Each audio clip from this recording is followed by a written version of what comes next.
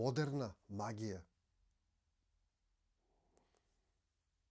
Магијата често ја поврзуваме со минатото, со некои темни, страшни времиња, меѓутоа јас мислам дека и денеска се користи магија и дека магијата не е тоа што мислиме.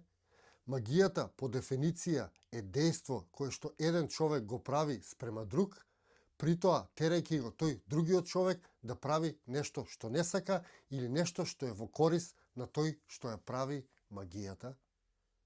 Па ако ја видиме ваа општа дефиниција за магија, можеме да дојдеме до заклучок дека модерните маркетинг компании или тоа што го викаме денеска реклама е всушност модерна магија.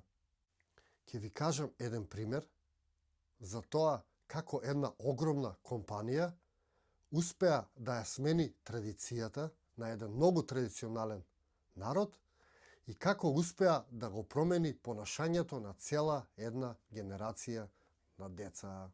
Јапонија е земја во која традиционално се пие чај, меѓутоа Несле сака да влезе на тој пазар. Несле е корпорација која што продава, освен други работи, продава и кафе.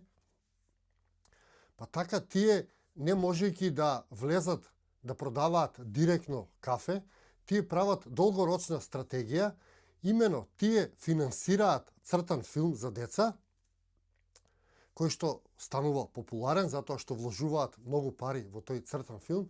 Потоа, на основа на тој цртан филм, тие продаваат бомбони со вкус на кафе, па така да тие деца, кога ќе пораснат, да го препознаваат мирисот и вкусот на кафе, па така тие чекаат таа генерација на деца, на која што им продавале бомбони со вкус на кафе, да пораснат и тие отвараат кафе, и токму тоа се случува, а тие деца, таа генерација сега веќе порасната, почнува да пие кафе. Моментално Starbucks има многу локали низ Јапонија, се благодарејќи на таа стратегија со која што го освоја пазарот во Јапонија. Неверојатно, нели? И тука се доведувам до прашањето колку сме ние условени од детството да јадеме, да купуваме работи и да се понашаме на некој одреден начин. Значи, моќта на маркетинг агенциите е огромна. Некои маркетинг агенции се стари и по неколку стотина години, замислете. Тие влечат корени дури од средниот век па наваму, што е за мене неверојатно. За да видите како функционираат маркетинг компаниите и која моќ ја имаат, ќе ви кажам уште еден пример. Човек во Америка произведува прав од кој што се прави инстант торта. Значи, за да се направи таа торта, треба да се додаде само вода и таа е готова. Меѓутоа, тој не успева да ја продаде тој свој производ и се обраќа на една од овие стари маркетинг агенции. Тие го зимаат истиот производ, додаваат само една етикета на која што пишува: за да ја направите оваа торта, треба да додадете едно изматено јајце. И таа торта станува инстант хит, односно се продава во милиони. Тие тоа го кажуваат дека го направиле затоа што човекот се чувствува бескорисен ако земе само прав, нели, и направи торта.